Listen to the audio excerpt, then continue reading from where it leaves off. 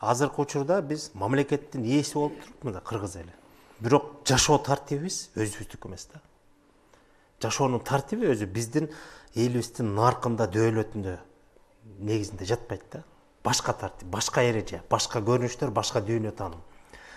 Мисалы, мына биз азыр эгемендикти алдык, ага чейин Советтер Союзу бизди башкача бир ирет тартипке салды.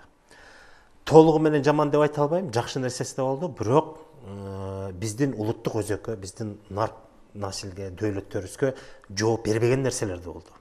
Андан мурун карасак, падышалык Орусия болду. Ал убакта да көп нерсе болду.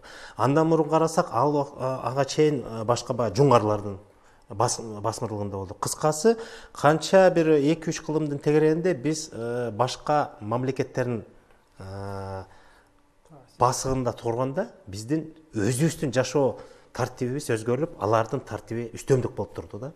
Анан эгемендикти ала келгенде эле биз мына жыргадык эми жашайбыз дегенибиз менен, бирок чындап ойлоп көрсөк, азыр дагы биз өзүбүздүн жашоо тартибибизди орното элекпиз.